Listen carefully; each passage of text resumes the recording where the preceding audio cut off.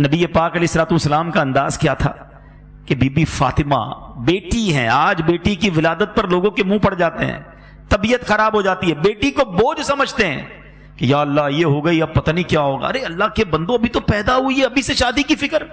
جس رب نے بیٹی دی ہے وہی انتظام کرے گا نا، وہ خالق ہے، وہ مالک ہے، وہ رازق ہے۔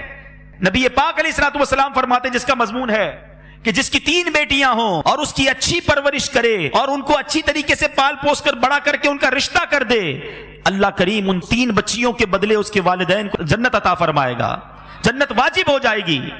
صحابی رسول نے عرض کی، حضور اگر کسی کی 2 بیٹیاں ہوں؟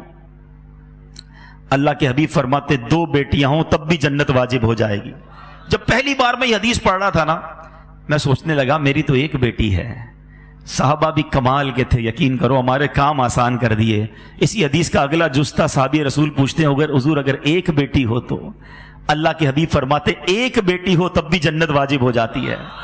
ارے بیٹی تو جنت میں لے جانے والی ہے، اور تمہیں بیٹی ہو گئی تو پریشانی ہو گئی، موڈ آف ہو گیا، میاں بیوی میں لڑائی جھگڑے۔ ارے عورت کے ہاتھ میں ہے کیا بیٹی پیدا کرنا؟ لوگ طلاق دے دیتے اس بات پر کہ نہیں جناب بچیاں ہی پیدا کر رہی ہے۔ ارے اللہ کے بندو، اللہ کی بارگاہ میں سجدہ شکر ادا کرو، بے اولاد تو نہیں ہو۔ 20 سال ہو گئے لوگوں کی شادیوں کو اولاد نہیں ہوتا، اور اولاد ہو گئی تو تم موڈ خراب کر رہے ہو۔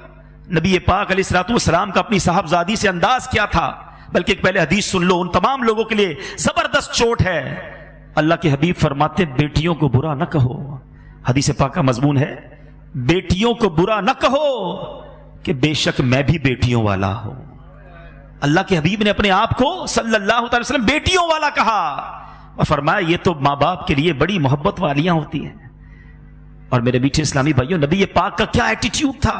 خاتون جنت بی بی فاطمہ، نبی پاک اگر بیٹھے ہوتے اور بی بی فاطمہ آتی تو نبی پاک کھڑے ہو جاتے، بیٹی کے لیے کھڑے ہو جاتے، اپنی بیٹی کا ہاتھ چومتے، جدھر نبی پاک بیٹھے ہوتے ادھر بی بی فاطمہ کو بٹھاتے اپنی جگہ پر، اور جب نبی پاک بی بی فاطمہ کے پاس جاتے بی بی فاطمہ کھڑی ہو جاتی ہیں، پیارے آقا کا ہاتھ چومتی اور اپنی جگہ بٹھاتی۔